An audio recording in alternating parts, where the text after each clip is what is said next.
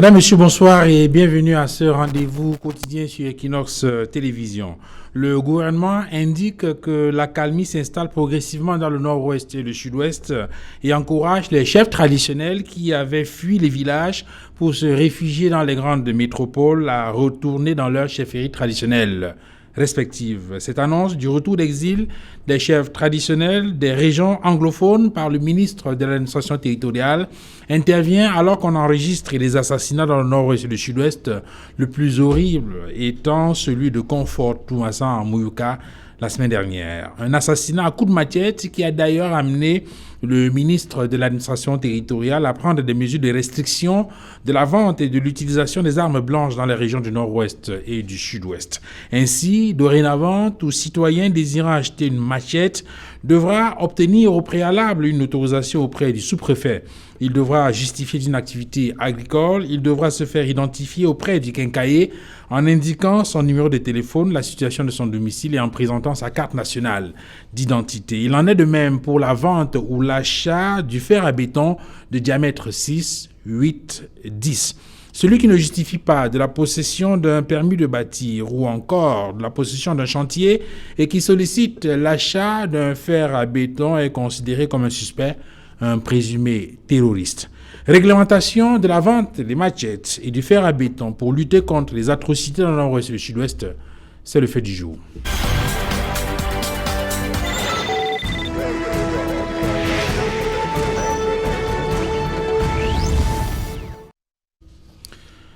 Sur le plateau d'Equinox Soir de ce jeudi 20 août 2020, j'introduis Paul-Joël Kamchan, bonjour. Bonjour Duval, merci pour cette invitation. Bonjour parce qu'on ne s'est pas vu de la journée. Merci pour cette invitation. Ça fait bien longtemps que je ne suis plus passé sur le plateau du fait d'un agenda un peu trop chargé, mais la nécessité s'est imposée ce soir. Et parlant d'agenda chargé, il y a quelques jours, vous organisiez une conférence de presse ici à Douala pour présenter un documentaire que vous venez de produire, un documentaire sur les conséquences de la crise anglophone sur la jeunesse. Effectivement, c'était une conférence de presse que nous accueillons en notre siège ici à Douala il y a à peine 48 heures, où nous présentions un documentaire, vous l'avez dit, de 26 minutes sur les conséquences de la crise anglophone sur la jeunesse. Et donc, dans ce documentaire, ce qu'on essaye de présenter à l'opinion nationale et internationale, c'est notamment les secteurs les plus touchés par cette crise, les secteurs les plus investis par la jeunesse.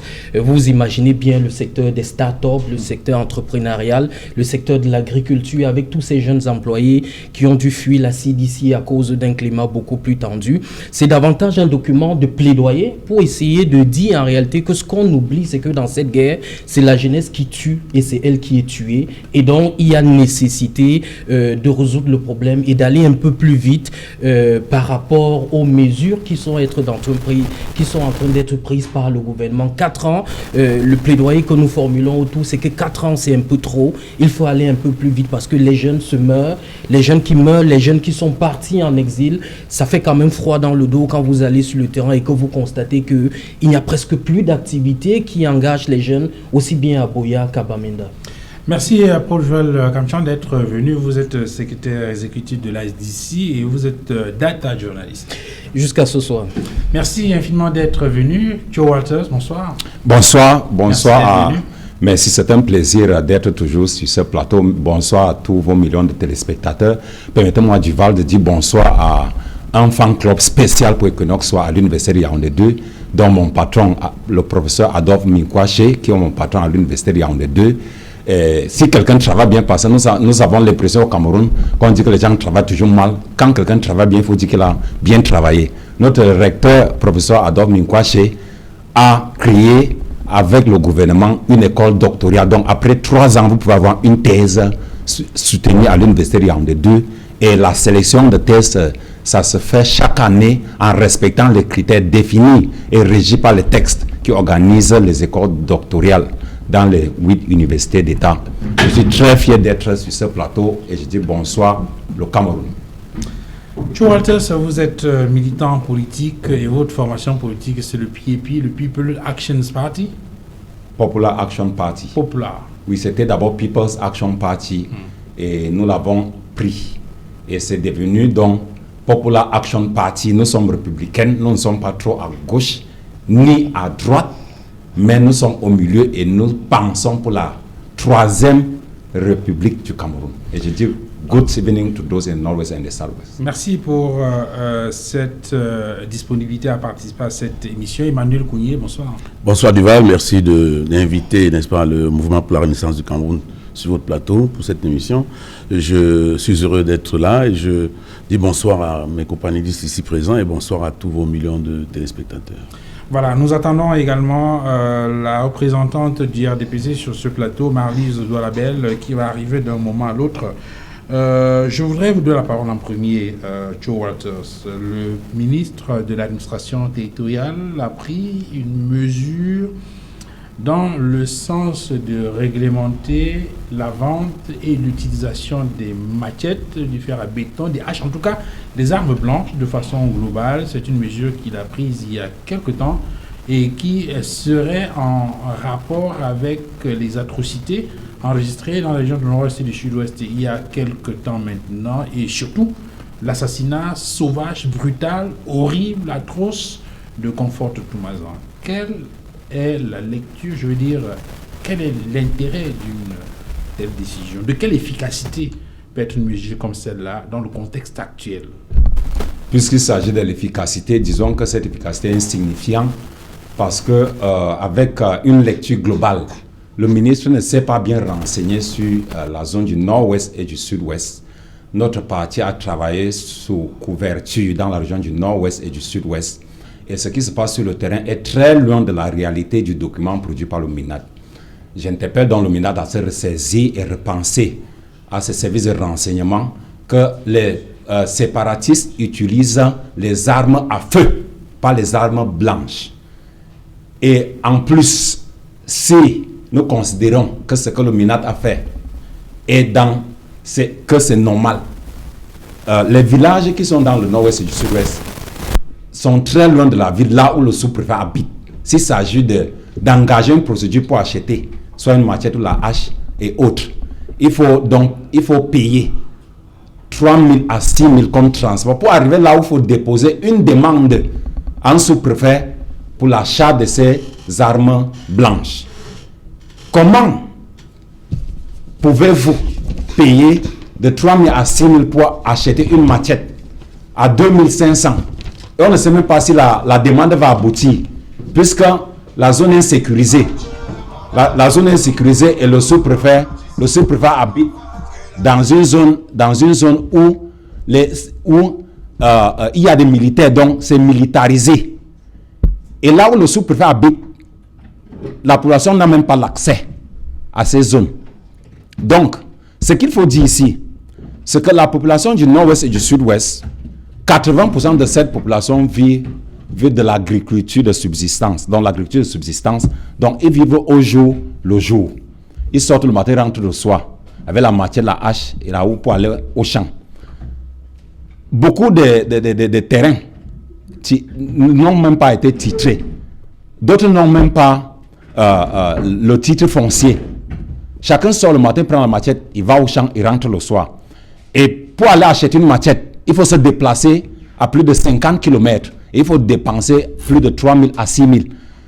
Ça va donc augmenter, ça vient donc augmenter le nombre de déplacés internes. Puisqu'on va interdire aux gens d'acheter les armes blanches qui dépendent à 80% de l'agriculture de subsistance. Ils vont donc dépendre de quoi? Vous interdisez aux populations d'acheter les armes blanches, donc la machette, pour aller travailler au champ. Donc quelqu'un va, par exemple, défléchir sa devanture ou bien nettoyer les alentours de la maison. Il va déposer une demande où, puisque le sous-préfet habite là où la zone est militarisée et les Amba Boys ont même bloqué la route, ils vont arriver à quelle heure pour déposer la demande? Et ils vont payer 3 000, 4 000, 6 000 pour arriver là où le sous-préfet habite, pour acheter une machette de 2 500 et rentrer. Donc, ça n'a rien à y voir avec les séparatistes. Les séparatistes utilisent les armes à feu, pas les armes blanches. Ce sont des bandits qui utilisent les armes blanches, pas les séparatistes. Donc, pour moi, c'est une mesure qui n'est pas efficace Parce que ça n'a rien à voir avec ce que les séparatistes, le modus operandi des séparatistes. Je vous ai dit que j'ai travaillé dans la zone sous couverture. Ils utilisent les armes à feu, ils n'ont plus des armes blanches. Ce sont des bandits qui ont des armes blanches. Mais il y a quand même que sur les images qu'on a regardées, on a vu comment une dame a été découpée à la machette. Pas de bandits, pas de séparatistes. Je crois que les donneurs d'ordre à l'étranger ont démenti. Ils ont démenti que ce ne sont pas les éléments qui ont allé décapiter la dame là. Ils ont démenti les Ayabacho, les Tapang Avo, les Eric Tato, pour ne pas citer. Donc ils ont démenti. Mais maintenant, si le ministre estime qu'il faut interdire l'achat de ces armes blanches, il faut donc interdire aussi l'achat de ces armes blanches. À Yaoundé, puisqu'il y a des bombes qui s'explosent à Yaoundé. Et ces bombes sont aussi fabriquées avec des fers. Avec des fers et autres. Donc, vous ne pouvez pas dire que les gens n'ont pas acheté les armes blanches parce que, 80%, je veux dire 80% dépend de l'agriculture. Ok. Paul-Jacques Kamcha, vous avez également travaillé dans cette zone. Dans le sud-est, d'ailleurs, vous avez mené beaucoup d'enquêtes qui ont permis, entre autres, de réaliser pas mal de choses, dont le documentaire dont on parlait tout à l'heure. Une mesure comme celle-là, de quelle efficacité peut-elle être pour mettre un terme aux atrocités qui sont enregistrées dans cette partie du pays? Peut-être vous êtes très gentil en disant des mesures. On qualifierait cela de mesurettes.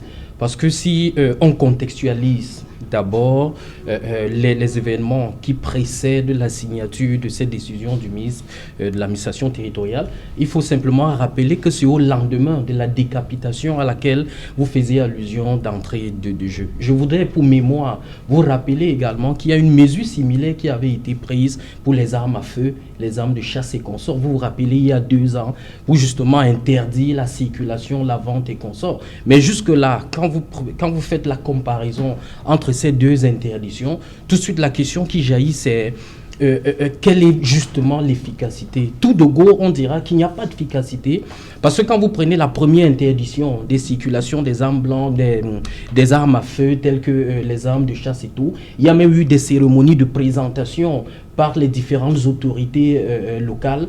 On montrait comment ces armes avaient été rassemblées. Pour autant, lorsque vous voyez tout l'arsenal, par exemple, qui est repris par l'armée pendant ces raids, vous revoyez ces mêmes armes apparaître. Mais sauf que l'impression, ou alors la question qu'on peut se poser, c'est on a plutôt l'impression qu'on a laissé toutes ces armes-là entrer. Et c'est quand on mesure l'ampleur des dégâts qu'on s'est dit, attention, on aurait dû les interdire. Parce que ce que je tiens à vous rappeler, c'est que en 2016, nous étions la première organisation à aller sur le terrain quand la FEC n'était pas encore entrée dans sa phase armée. Nous avons rencontré des autorités. Je puis vous dire qu'une autorité à Boya m'a reçu dans son bureau, m'a présenté certains rapports et certains échantillons d'armes qui étaient déjà en circulation dans cette zone. Et c'est à partir de cette période, peut-être 1 an et demi ou 2 ans plus tard, qu'il y a eu une interdiction justement interdisant, vous me permettez cette répétition, la circulation des armes à feu et consorts. Donc, ce que je voudrais bien comprendre, c'est que si maintenant je dois analyser l'attitude du ministre Atangandi, c'est vrai qu'on dira, et les politologues ou alors les stratèges en matière de sécurité nous diront que la période où il y a le plus de restrictions des libertés, c'est en période de conflit, comme c'est le cas. Et lorsque vous voyez les sorties du ministre Atangandi, toutes ces sorties ne tendent qu'à restreindre ou alors à apporter une sorte de solution plutôt en aval et non en amont de la situation. Et tout de suite, on a parfois l'impression que le ministre s'ennuie. En même temps, le gouvernement ne peut pas rester insensible face à un certain nombre de situations. On a regardé ces images horribles. Non, le problème n'est pas l'insensibilité du gouvernement, mais la proactivité. Okay. Je crois que le gouvernement dispose de toute une machine en termes de renseignement prévisionnel. Et pour autant, simplement, je ne crois pas que le gouvernement ne savait pas qu'il y avait toutes ces armes en circulation. Interdire une matiette, demander que pour acheter un couteau désormais pour couper la viande et faire à manger à sa famille, il faut requérir l'autorisation du sous-préfet. Alors parfois, on a l'impression qu'on doit tomber à la renverse. C'est exactement des mesurettes. Et lorsque vous prenez l'approche du gouvernement en cette matière, vous avez toujours l'impression que le gouvernement n'est pas très proactif, que le gouvernement est toujours en train d'agir sur les conséquences et n'anticipe pas sur les causes. Nous recevons sur ce plateau Marlise Doravel. Bonsoir. Bonsoir. Merci d'être venue. Merci de m'avoir convié. Alors, vous avez certainement écouté les deux précédents intervenants sur cette question concernant la mesure prise par le ministre de l'administration territoriale pour réglementer la vente et l'utilisation des armes blanches. Il indique que dorénavant, pour acquérir une machette, une hache et même du fer à béton diamètre 6, 8 ou 10, il faudra requérir au préalable l'autorisation du sous-préfet. Et chez le quincailler, en tout cas celui qui vend ces produits-là, on doit présenter sa carte nationale d'identité, on doit justifier. Bref, il y a un certain nombre de conditions qu'il faudra désormais remplir. On va dire quoi? Qu'il fallait prendre une telle mesure face à la montée, à la recrudescence des horreurs et des atrocités dans les régions anglophones. Mais d'abord, nous ne sommes pas gouvernants. Ni vous, ni moi, ni monsieur. Nous sommes des citoyens et quelquefois des observateurs aguerris, peut-être. Mais j'imagine mal un membre du gouvernement prendre une mesure sans l'avoir mûrie. Et je pense que pour mûrir une telle décision, il y a des informations qui sont recueillies, il y a des recoupements qui sont faits. Et face à cette recrudescence de la violence, je pense qu'il était fondé que le ministre prenne cette mesure. Maintenant, l'évaluation, c'est quand? Ce n'est pas au lendemain de la mesure. On va se donner du temps pour évaluer la pertinence de cette mesure. Mais en attendant, j'ai entendu parler des cultivateurs qui ont besoin d'outils pour travailler. S'ils sont cultivateurs, ils vont voir le quincailler. Et ils disent qu'ils ont un champ et que ce champ a besoin d'outils. Et ils laissent leur carte d'identité et leurs coordonnées. Ce n'est pas plus compliqué que ça. Bon, maintenant, il y a des problèmes de distance.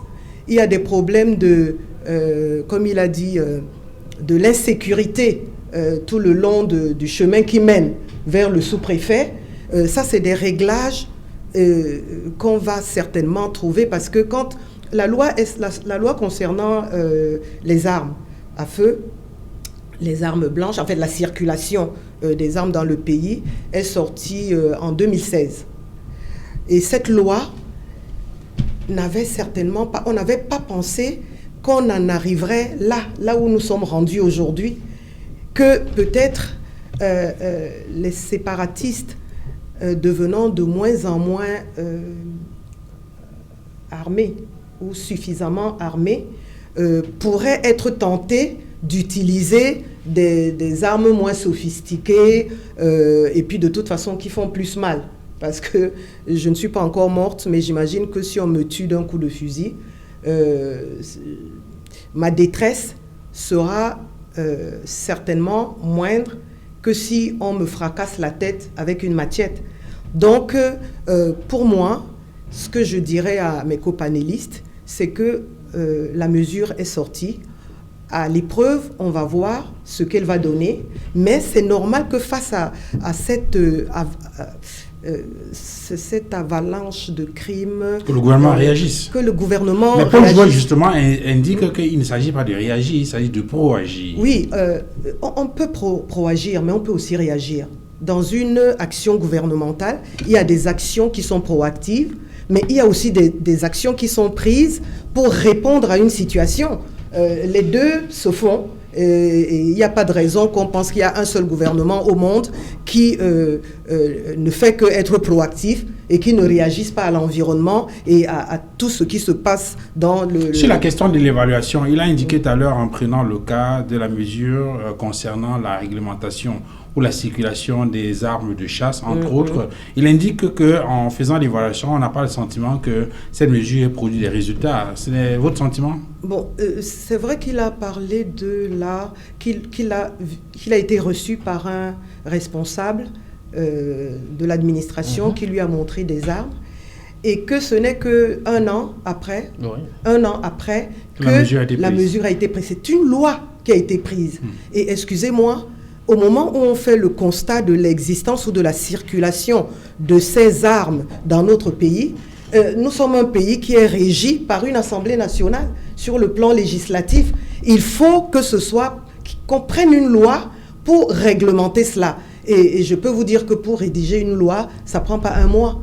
Ça ne prend pas 2 mois. Donc, on peut à la limite comprendre ces délais-là, mais ces armes circulent pourquoi? Sauf que dans le cas présent, quand je parle d'anticiper, c'est que je vous comprendrais si c'était une action ponctuelle ou qui apparaît sporadiquement. On est dans le feu de l'action et on peut à peu près, et on a des signaux qui peuvent nous indiquer à peu près ce qui pourrait arriver. Parce que en termes de crise, ça fait 4 ans que nous sommes dans la crise anglophone, ce qui veut dire en réalité que le gouvernement auquel vous faites allusion dispose de tous les éléments parfois pour proagir, parfois pour anticiper. Oui. Alors la masse d'informations que le gouvernement absolument. Est-ce que cela ne permet pas justement de pouvoir anticiper? Certainement, mais j'imagine que si jusqu'à présent le gouvernement a réussi à contenir, je dis bien contenir, cette lutte armée, c'est bien parce que le gouvernement a des informations.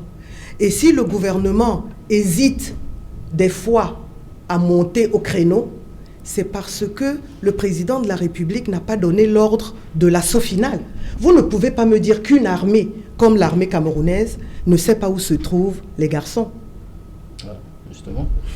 Alors, ils savent où se trouvent les garçons. Donc, si le président de la République pensait que la solution, c'est d'éradiquer ses enfants, c'est de tuer ses enfants en masse, le président l'aurait fait, mais il pense que ce n'est pas la solution. Il pense que ces enfants sont en réalité, si on veut bien comprendre la chose, victimes d'un rêve qui leur a été vendu, mais un rêve qu'ils n'arrivent pas à réaliser parce que le chemin à parcourir est trop long et trop fatigant et ils s'épuisent. Donc, ce sont des enfants que nous devons absolument récupérer. Ce sont nos enfants. Et c'est dramatique à dire quand on imagine ce qu'ils sont capables de faire. Mais la réalité, c'est que ce sont nos enfants et qu'il faut qu'on réussisse à sauver le plus grand nombre et en faire des adultes accomplis qui peuvent apporter quelque chose au pays et pas ce qu'ils font actuellement. Emmanuel Kounié, pourtant, le sentiment qu'on a, c'est que le président de la République a déclaré la guerre à sécessionnistes. Oui, mais je suis très, je ne sais pas comment dire, je suis très embêté d'écouter un certain nombre de choses.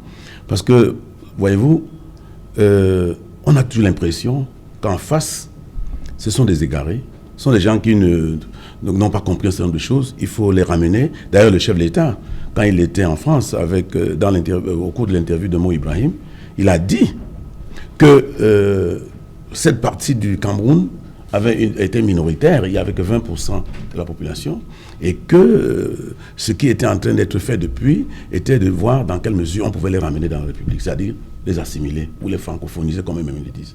Et c'est justement ça le problème. Et c'est ça le problème. Moi je crois que ce problème est très très sérieux. Il faut éviter de penser que le vis-à-vis n'a pas compris, ou bien s'est trompé, ou bien s'est fourvoyé, ou bien il faut comment dirais-je, il faut le déradicaliser, etc., etc. Quand on n'a même pas engagé la causerie avec ces gens-là. Donc, ce que je voudrais dire, c'est que quand je vois ce que le ministre prend comme décision, j'ai l'impression que le ministre s'ennuie. Il s'ennuie, il ne sait pas quoi faire. Il ne sait pas quoi faire. À la limite, il se fourvoie à la limite. Parce que dire qu'on vend les machettes sous autorisation, est-ce que les machettes sont manufacturées avec des numéros de série? Alors, quand les machettes vont circuler, disons que j'ai acheté une machette et que ça se retrouve entre les mains d'un autre qui va poser les actes, peut-être la personne me l'a soutiré, etc. Le fait qu'on me demande d'avoir une autorisation pour acheter cette machette, ça a quel effet sur la manière dont les machettes circulent dans le nord-ouest et le sud-ouest? Ou bien on veut limiter la masse de machettes qui circulent? Auquel cas, il faut peut-être s'adresser aux entreprises qui fabriquent les machettes. Hein, on les connaît. Ou bien on stoppe la fabrication des machettes. Moi, je ne comprends pas. Ça veut dire que c'est tellement complexe et compliqué à comprendre. On immatricule les machettes. Oui, ou on les immatricule, parce qu'on les donne les numéros de série. Donc, vous savez que vous avez acheté la machette numéro je ne sais pas quoi. Et puis, si on la trouve quelque part, on saura qui a cette machette. Alors maintenant, on demande aux gens de laisser leur carte d'identité. Vous laissez votre carte d'identité. Vous achetez une machette qui peut se retrouver entre les mains du voisin. Et si le voisin pose un acte avec cette machette, on ne saura pas, si même moi-même je pose un acte avec cette machette, si on ne me retrouve pas, on ne saura pas qui a posé l'acte avec la machette. Donc moi je crois qu'il faut qu'on soit sérieux. Ou on est dans une république, ou on est dans un terrain d'amusement. Parce que ça c'est pour moi, quand j'ai écouté cette affaire-là, je me suis demandé, mais où est-ce qu'on se trouve? Moi je crois qu'il y a des mesures à prendre. Et quand il y a une situation comme celle qui est au nord-ouest, sud-ouest, il faut régler le problème. Il ne faut pas aller dans la périphérie du problème et puis commencer à faire des choses comme ça. Et puis quand c'est le gouvernement, quand c'est les membres du gouvernement qui développent de telles attitudes, on se demande si on les a pris dans les cours de récréation. Moi, je ne comprends pas. Alors, parmi les mesures qui sont envisagées, vous avez certainement écouté, il s'est tenu ici à Douala une réunion des membres organisateurs de la conférence générale anglophone et au terme de cette rencontre, le porte-parole indiquait qu'il réitère la nécessité d'une amnistie générale pour toutes les personnes qui ont été arrêtées dans le cadre de la crise anglophone. On va dire quoi? Que c'est redondant?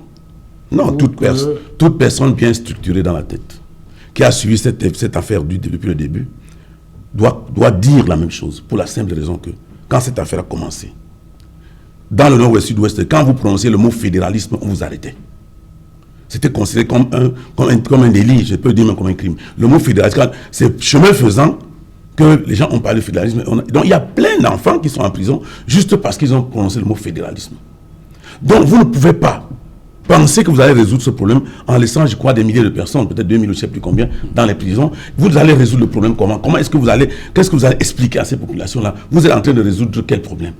Il y a des gens, il y a plein d'innocents qui sont en prison juste parce que ils se sont trouvés au mauvais endroit, au mauvais moment. On les a pris, et non pas seulement on les prend au nord ou au sud-ouest, on les renvoie à Yaoundé.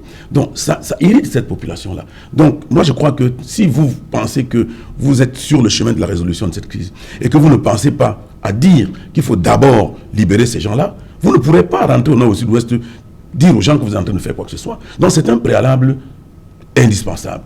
Donc toutes les actions que les gens sont en train de croire pouvoir mener, on va faire la reconstruction, on va faire je ne sais pas quoi, on va ouvrir les écoles, etc. Moi, je me rappelle que j'étais sur un plateau avec un de vos confrères dans une chaîne de télévision ici à Douala, qui me disait, quand ça a commencé, 2 mois après, l'école est en train de reprendre progressivement. Depuis 4 ans, on dit l'école est en train de reprendre progressivement. Tout s'arrange. On est en train d'arranger tout. Et puis, on résout des problèmes qui n'ont rien à voir avec le sujet. C'est-à-dire que ceux qui ont commencé cette affaire, c'est-à-dire les enseignants et les avocats, avaient leurs problèmes. Ils ne sont pas des sécessionnistes. Les Abombala n'ont jamais été des sécessionnistes. Ils ont posé leurs problèmes. Mais les sécessionnistes ont vu que le terrain était fertile pour introduire la sécession. Ils sont venus avec la sécession. Quand vous arrivez à résoudre les problèmes que les Abombala et les autres ont posés, ça n'a rien à voir avec ce que les sécessionnistes ont posé. Vous êtes hors sujet en disant, oh, ils ont demandé si on a... Mais vous n'avez même jamais causé avec ces sécessionnistes.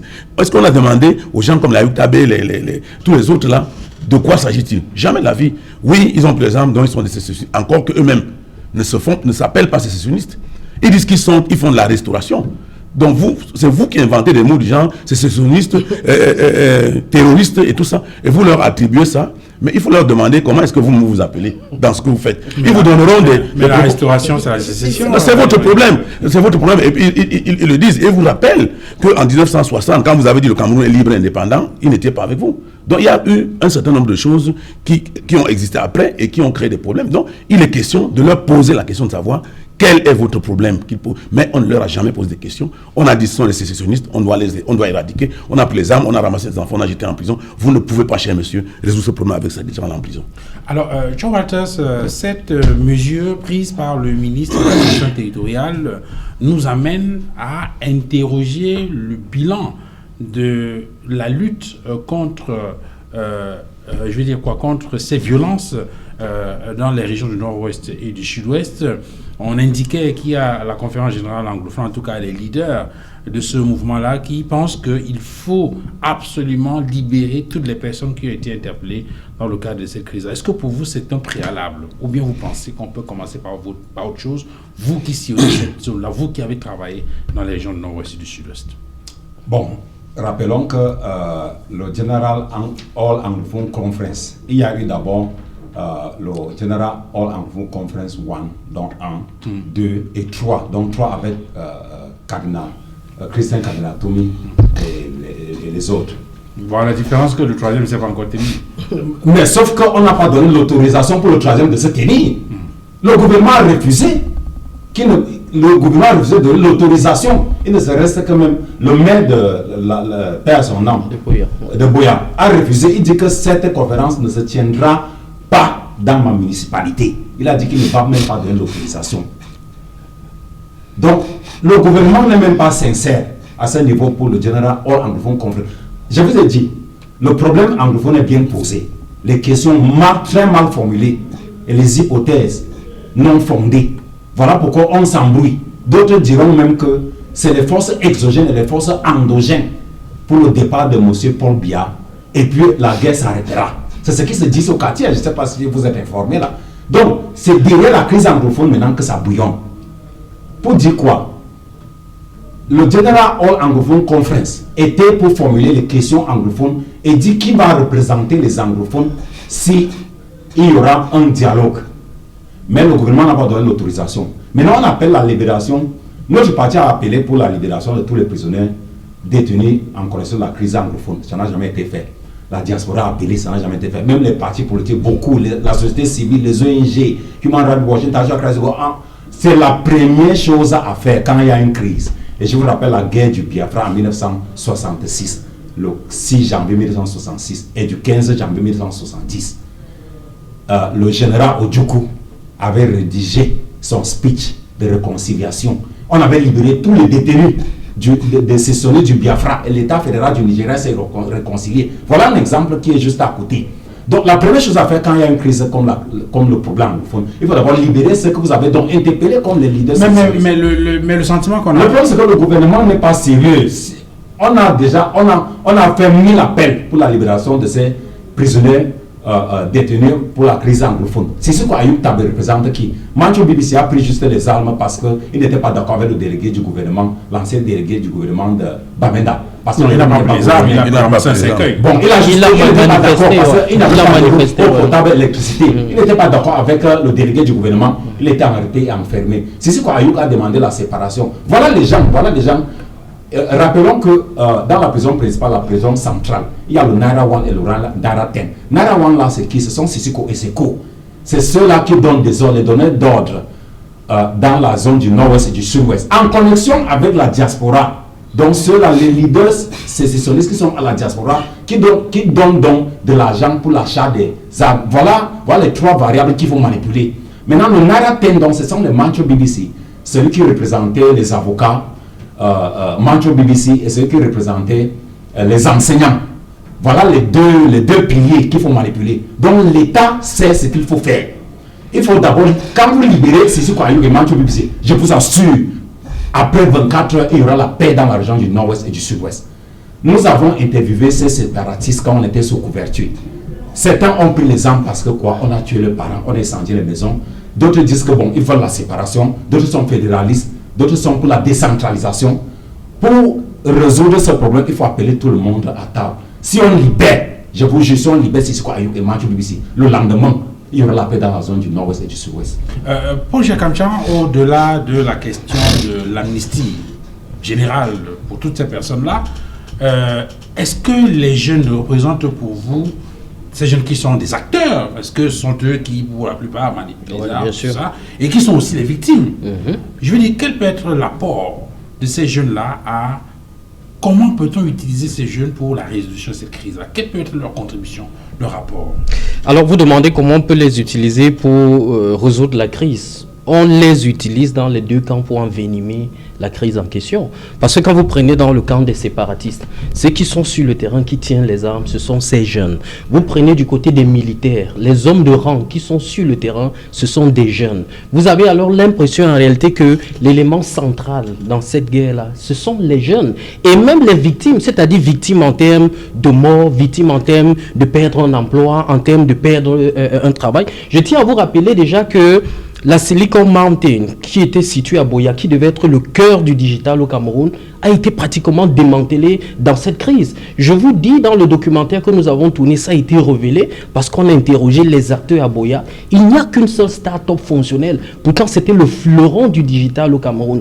Mais vous avez l'impression en réalité qu'à Yaoundé, on parle du plan numérique, mais on oublie en réalité de voguer sur ce qui est censé être le fleuron.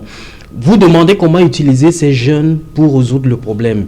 Eh bien, je voudrais vous rappeler, on va faire juste un petit pas en arrière pour parler notamment du grand dialogue national. C'est déjà par là qu'il faut se demander quelle était en réalité la place de la jeunesse avait-elle été effectivement mise au centre? Je puis vous dire que oui, mais de façon beaucoup plus négligée au travers du Conseil national de la jeunesse. Mais quand vous interrogez les jeunes, notamment le président... On a vu des gens à l'entame de la conférence qui sont venus faire des témoignages, qui ont déposé des armes. Oui, le tout, ça ne suffit pas. Je crois qu'on montre tout le temps, mais en réalité, la question essentielle de se poser, c'est sont-ils représentatifs en réalité des personnes qui doivent partir, doivent faire leur mea culpa? Quelles sont les solutions qui sont mises en place ou alors les stratégies? Je tiens déjà à vous rappeler que nous, par exemple, on a fait partie des journalistes dans ces deux régions parce qu'ils étaient menacés et surveillés par des forces de l'ordre du simple fait qu'ils traitaient de l'information. Je préfère ne pas vous dire des noms, mais ils sont une bonne brochette qui se retrouve à l'extérieur du pays,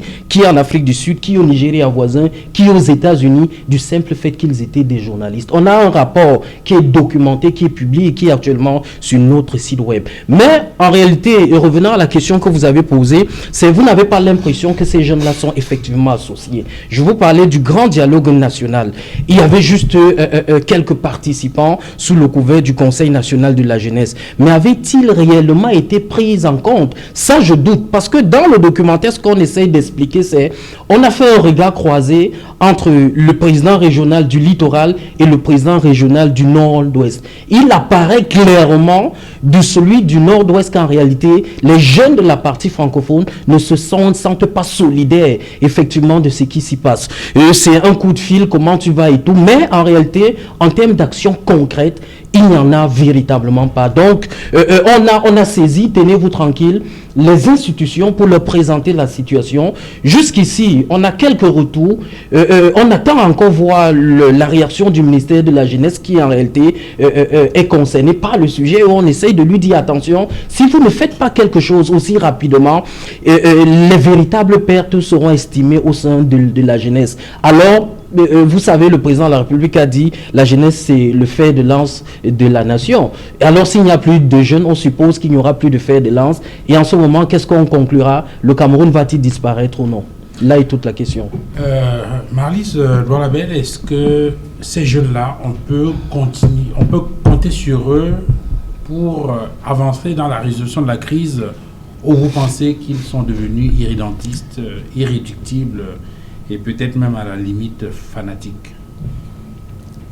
J'ai entendu, je pense que c'est mon voisin qui disait que, non, c'est monsieur le journaliste, qui disait que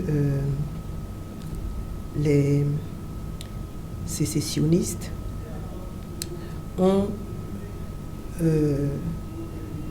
n'ont pas reconnu, n'ont pas revendiqué les crimes odieux que nous avons vus et qui circulent sur la toile. Non, c'est pas moi qui ai dit. C'est moi qui ai dit. Voilà celui qui a dit. C'est mon voisin. Okay.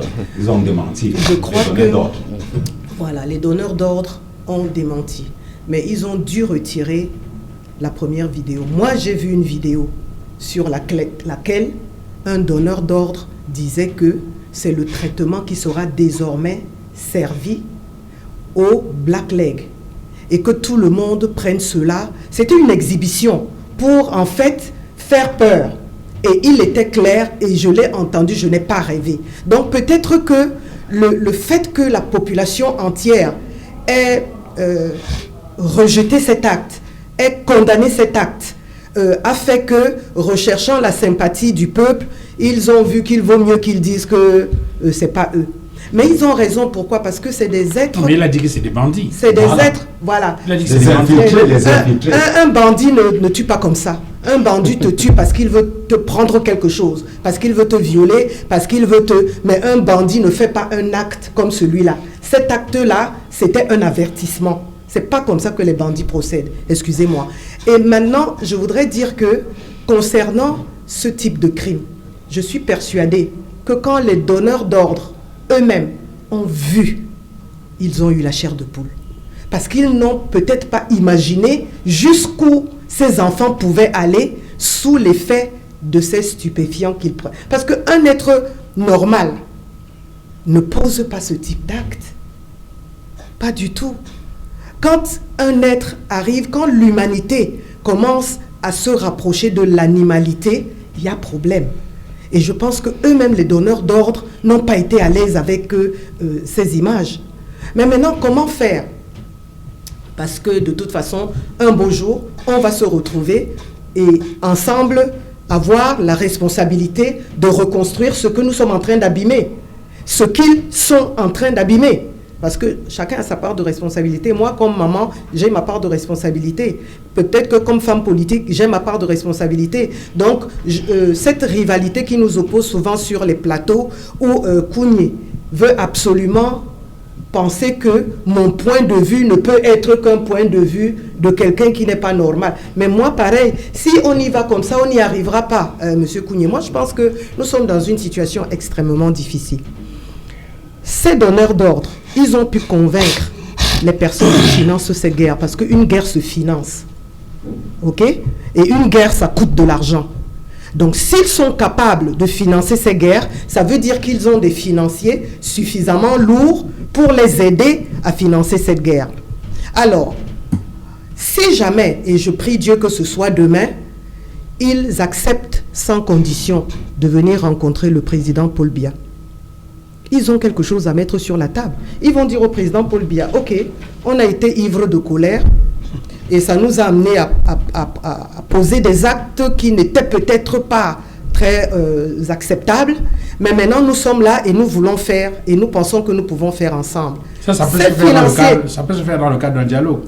Mais forcément on va forcément arriver à un dialogue. Encore. On va forcément arriver à un dialogue. Parce que si on n'arrive pas à un dialogue, ça veut dire qu'on accepte d'aller tuer tous nos enfants dans la forêt, hein, et tuer tous ceux qui sont à l'étranger, etc. Ça n'a pas d'allure. Et je ne pense pas que ce soit ça le projet du président Biya. Donc moi je me dis, ces gens qui financent, peut-être parce qu'on leur a promis le pétrole ou on leur a promis je ne sais pas trop quoi, cet argent-là, qu'ils nous le donnent pour qu'on réhabilite nos enfants-là. Nos enfants-là auront besoin de se soigner, de se faire désintoxiquer, de se réinsérer en apprenant. Parce que le programme du gouvernement ne pourra certainement pas tout prendre. L'autre jour, il y a 3 mois, le cardinal Toumi a reçu 100 jeunes qu'il a reçus à la cathédrale ici. Et le gouvernement a participé à cette opération pour soutenir financièrement ces jeunes. Et je pense que les bonnes actions viennent de partout pour soutenir cette idée que ces enfants-là, nous devons absolument les réinsérer et en faire des hommes. Parce que là, actuellement, nous leur apprenons à devenir des animaux. Pour quelle cause, quel argument mérite ce que nous avons tous vu là? Mais de ce point de vue, vous n'êtes donc pas éloigné de l'avis des organisateurs de la conférence générale anglophone qui estiment qu'il faut libérer ces personnes et mettre tout le monde autour de la table. Mais c'est pas ce qu'ils ont dit. Hein. Je sais qu'ils ont, ceux qui sont sous la houlette du cardinal Toumi, à qui je dis bonsoir ce soir, parce que souvent sur les plateaux, je ne l'ai pas beaucoup raté. Et puis le jour où on s'est rencontrés, il m'a dit honorable. J'entends ce que vous dites sur moi, mais en réalité, c'est parce que vous ne me connaissez pas. Et effectivement, j'ai découvert au lendemain du grand dialogue, je l'ai découvert comme un homme qui peut pleinement jouer un rôle dans cette histoire. Ça c'est un mea culpa, ça. Donc, non, c'est pas un mea culpa. Et évitez de dire ce genre de mots. Je ne fais pas du rétro-pédalage, au contraire, j'avance. Ça veut dire que, pour moi, le cardinal Toumi, à un certain moment, je l'ai perçu comme quelqu'un qui avait un parti pris. Et aujourd'hui, et peut-être parce qu'il parle d'amnistie générale, vous êtes d'accord? Oui, mais je veux dire que vous faites un raccourci. Parce que de ce que je sais de leur rencontre d'hier, il ne s'agissait pas seulement de libérer tout le monde. Ils ont aussi demandé que les sécessionnistes reviennent autour de la table sans condition. Pourquoi vous ne le dites pas aussi? Oui. On va leur faire quoi, à ton avis? Là où nous sommes rendus, le problème, c'est le problème honorable. Reviennent ici au pays. Et et comprennent que ce n'est que ici au pays. Non, le problème ce n'est pas de leur demander de revenir, mais quelle garantie leur présentez-vous en leur disant, en leur rassurant qu'ils ne seront pas arrêtés, qu'ils ne seront pas inquiétés. Ce ne sont que des paroles. Ce qu'on attend, c'est des actes forts. En réalité, c'est pour ça qu'ils ne viennent pas. Vous avez vu vous avez vu au grand dialogue. Tous ceux qu'on a invités, par exemple, ne sont pas venus. Et ce qu'ils opposaient, c'est en réalité, il n'y a aucune garantie pour leur sécurité. Et c'est ce qu'on demande. Je suis heureuse qu'ils disent que tous ceux qu'on a invités ne sont pas venus. Donc aujourd'hui, on sait que en fait, ils étaient attendus, mais ils ont choisi de ne pas venir. Ils ont estimé qu'ils ont dit pourquoi. Oui, ils ont dit pendant ce temps, il y a des gens qui étaient en prison. Mais donc, à la limite, je vais très vite refermer cette parenthèse. Très vite, ce sont les enfants qui sont dans la brousse qui méritent la mort. Donc eux, ils ne viennent donc pas parce qu'ils ont peur qu'on les arrête. Donc eux, ils sont perchés là-bas, cachés, parce qu'ils ont peur de la mort et ils laissent les enfants mourir. Non, je pense qu'ils sont des chefs de guerre.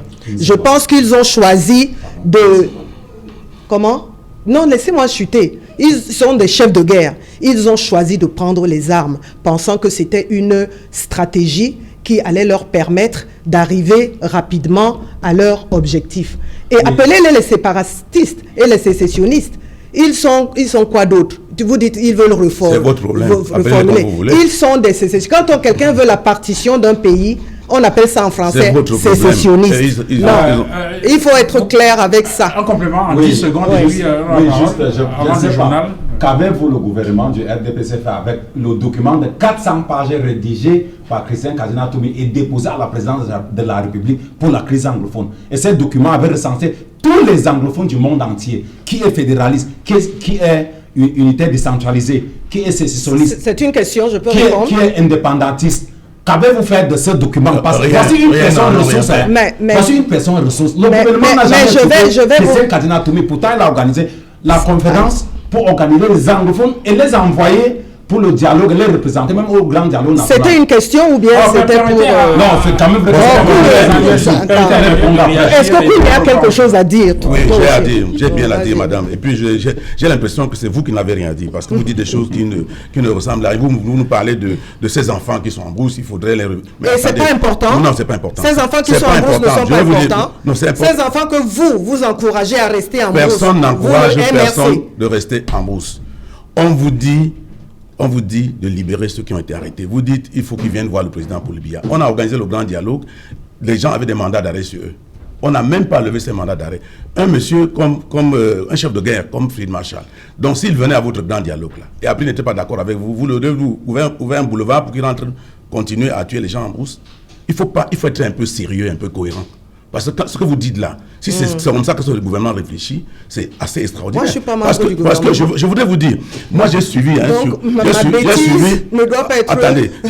J'ai suivi sur le plateau d'Equinox le représentant de l'armée. Quand on a parlé de la mort de Ouazizi, Samuel Ouazizi. Dire que le gars n'a pas été torturé, et pour se justifier, il a dit qu'il y a Kingsley qui a posé des actes plus graves, mais il n'a pas été torturé. Alors pourquoi aurait-il torturé Ouazizi? Mais ça, c'est un raisonnement totalement bancal.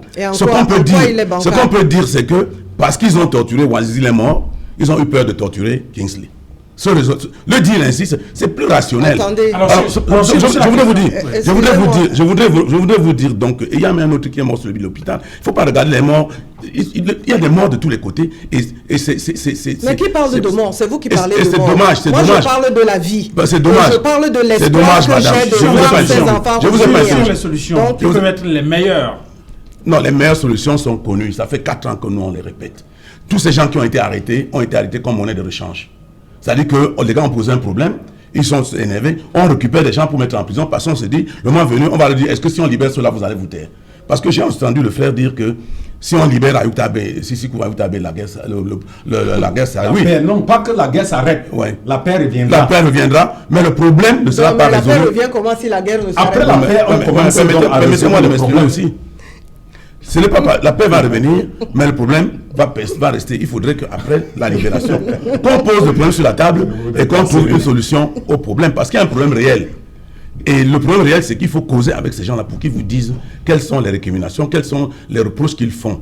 Parce que je continue à dire que quand j'entends les gens nous faire croire que ceux-là qui sont révoltés ne réfléchissent pas, c'est parce qu'ils ont la drogue, c'est parce qu'ils n'ont rien compris. Mais attends, je ne sais attends, pas. alors, je ne sais tu pas. penses que c'est On revient sur la question. Monsieur Kougné, il Emmanuel et Marlise. Je parlais des jeunes qui tuent. Mais les jeunes ne sont rien à voir. Ils n'ont rien à y voir. Nous pour les grandes articulations du journal de 20h. Cédric, bonsoir. Bonsoir Duval, bonsoir vos invités. Ce soir, nous irons au Mali. Plusieurs jours après le coup d'État militaire, l'opposition conteste la décision de la CEDEAO d'imposer un embargo sur ce pays, estimant qu'il y a un printemps des peuples ouest-africains qui est en marche. Vous écouterez l'inquiétude de la communauté malienne résidant à Douala après ce coup de force militaire. Comment la junte militaire compte-t-elle pouvoir remettre le pouvoir aux civils comme ils l'ont indiqué? Comment fonctionne l'administration publique malienne? Tous ces éléments, nous en parlerons dans ce dossier international dans le journal de 20h. Nous évoquerons également une promesse faite par le chef de l'État au comice d'Ebolova en 2011. Vous vous en souvenez, le président de la République avait promis la modernisation de l'agriculture au Cameroun. 9 ans plus tard, des Camerounais broient du noir dans plusieurs bassins agricoles enclavés dans la région de l'Ouest. Ils se souviennent avec amertume de ces promesses faites d'améliorer l'agriculture, de passer à une agriculture de seconde génération. En est-on arrivé? Élément de réponse à suivre dans quelques instants. Et concernant la lutte contre l'insécurité au Cameroun, un gang de présumés malfrats a été mis aux arrêts au nord. Parmi les membres de ce gang figurent des ressortissants tchadiens et centrafricains. L'insécurité transfrontalière qui prend de l'ampleur dans le septentrion. On fait le point dans quelques instants. Duval. Voilà pour les grandes articulations de ce journal de 20h qui sera présenté dans quelques minutes par Cédric Noufélé. Mesdames, messieurs, retrouvons-nous juste après le journal pour la deuxième partie d'Equinox ce soir. Ce sera le débrief. Tout de suite la réclame et juste derrière la grande édition de 20h.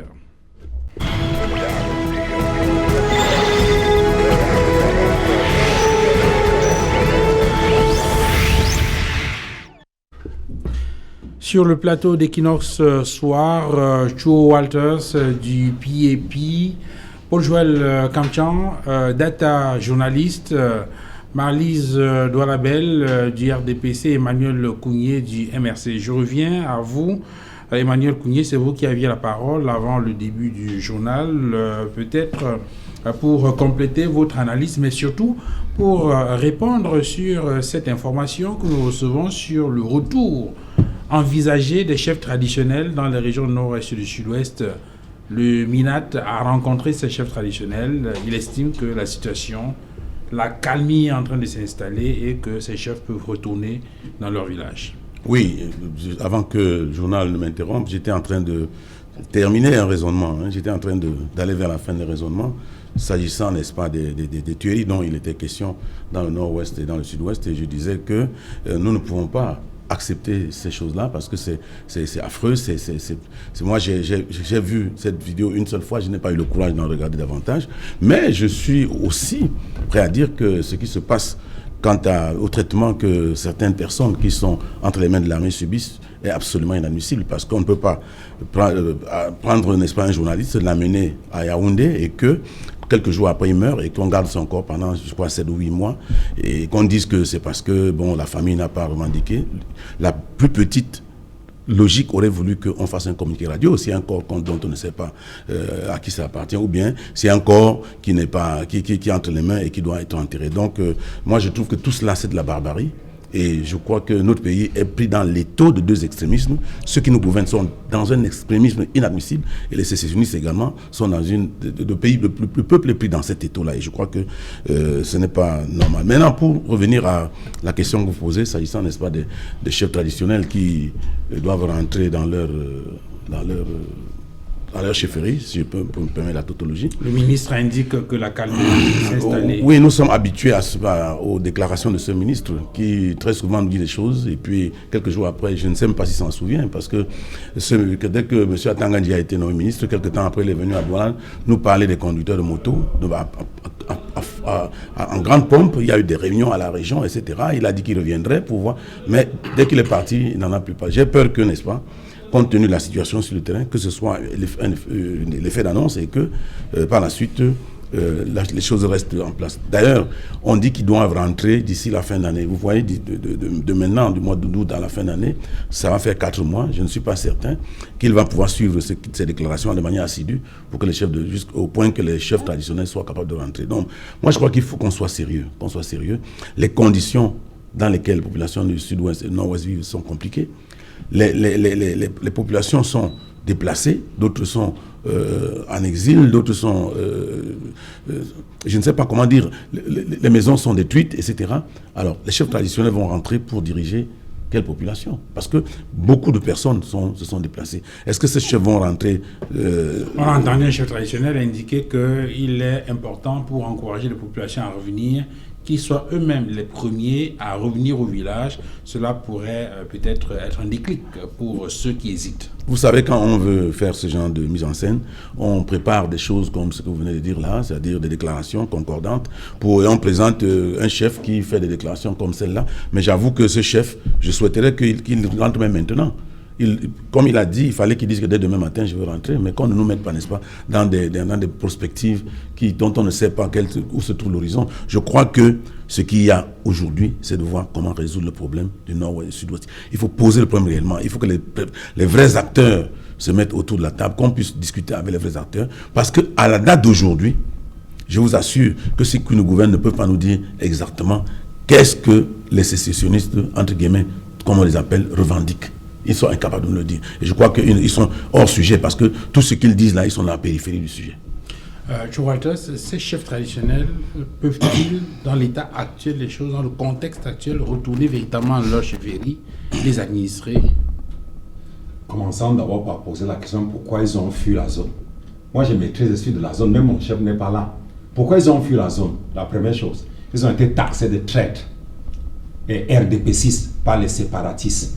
Voilà pourquoi ils ont fui. D'autres ont été même tués. On a incendié plusieurs chefferies. Voilà là d'où vient le problème.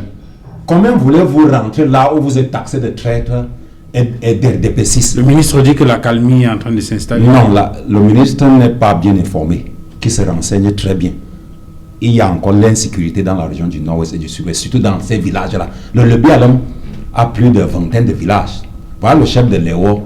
Il y a aussi le chef de Wabane, Menji et Bafor. Tous ces chefs-là ne sont pas dans le Libyalem. Ils sont plutôt dans les grandes villes, dans les chefs-lieux de la région. Pourquoi? Parce qu'ils ont été taxés de traîtres. Ils ont été taxés comme ceux qui sont avec le RDPC.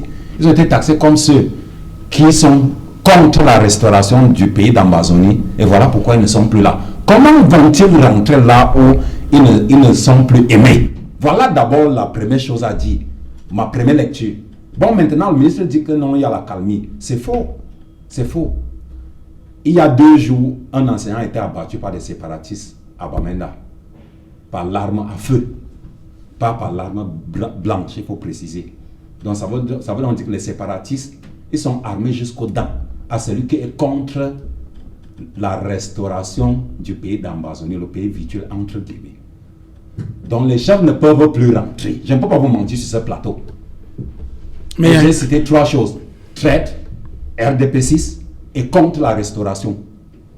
J'en ai terminé. Pour Jacques Kamchan, ces chefs-là...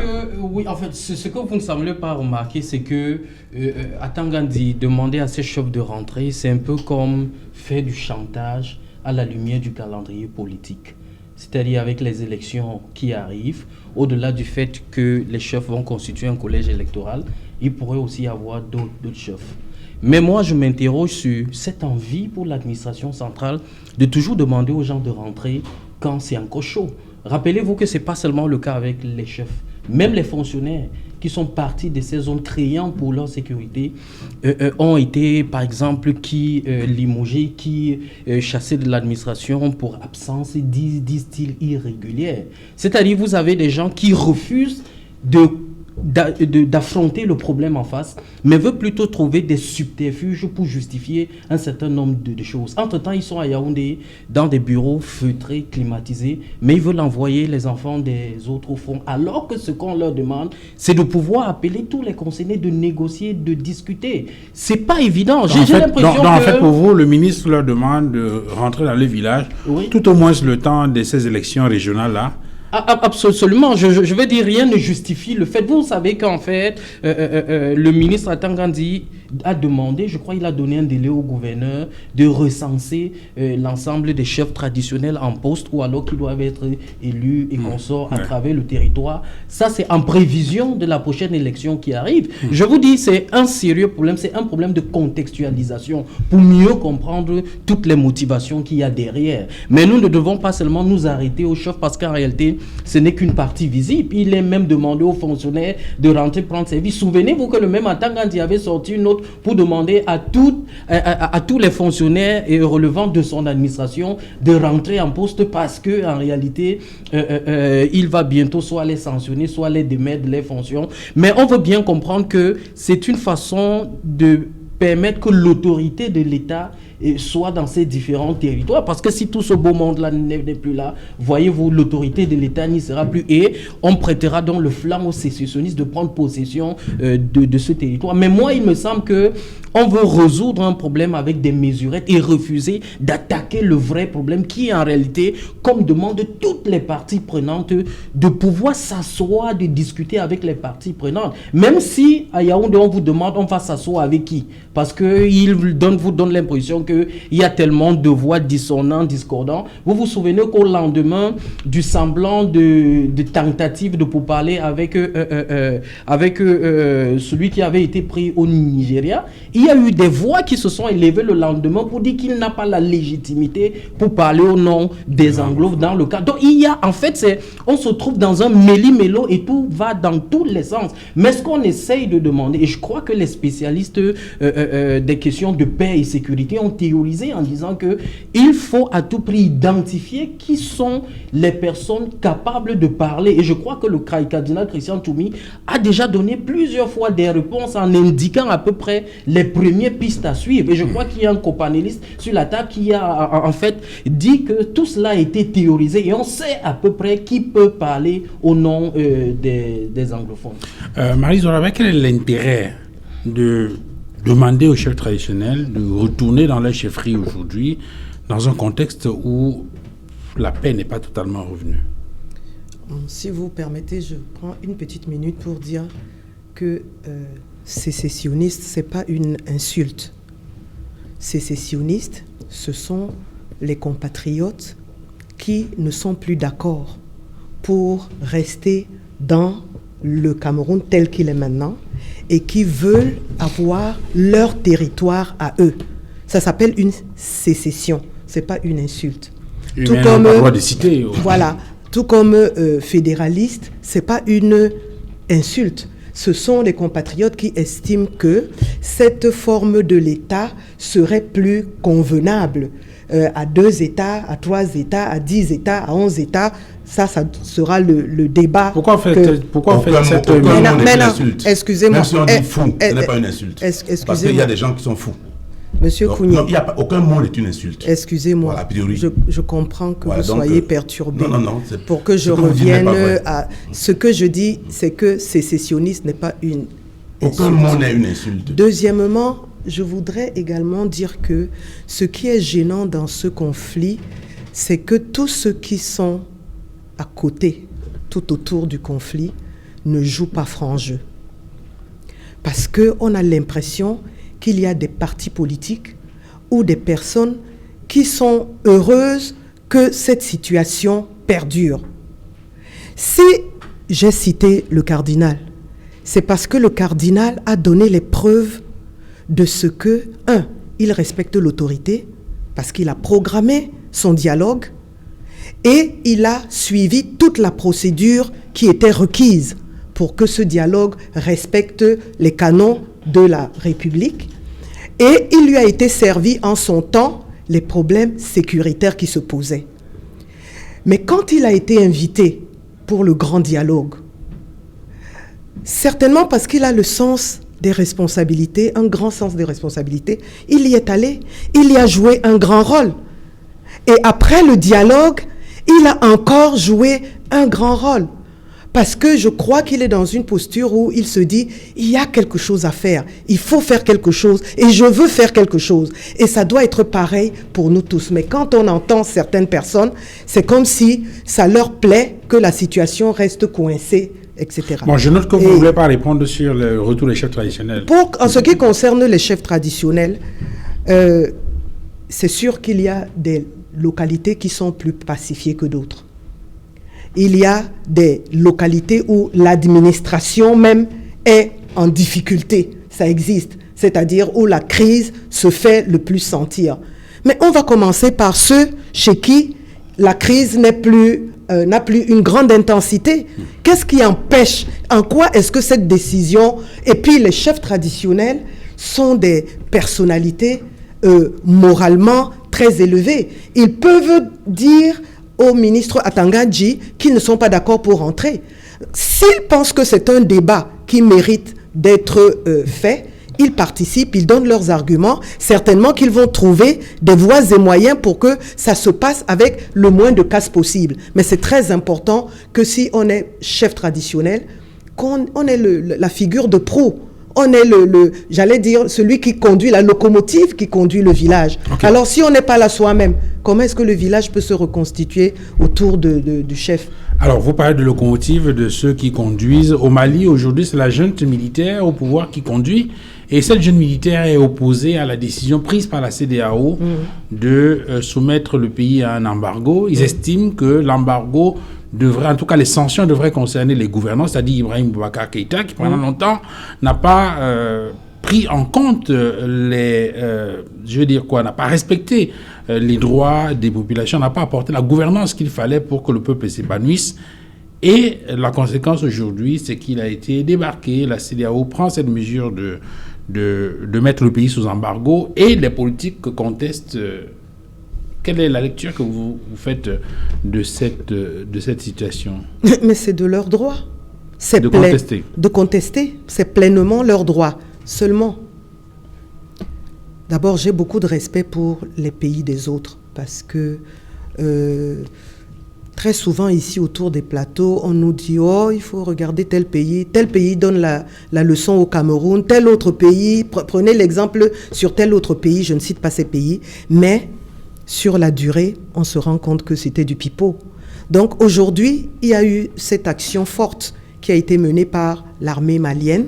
Je voudrais simplement croire que les Maliens vont trouver les voies qui conviennent à leur pays, à leur histoire, à leur culture, à ce qu'ils sont. Mais personne ici autour de la table ne peut leur donner une leçon. La CEDEAO a réagit parce que le rêve de nous tous, c'est quand même que la démocratie et les règles républicaines soient garanties et établies dans tous nos pays. Bon, donc quand il y a un coup d'État, quand même, ça perturbe l'ordre démocratique. Alors, la CEDEAO prend des sanctions contre le Mali. Les militaires, ou en tout cas les politiques, estiment que là, c'est le peuple malien qui est visé et que cet embargo est sévère.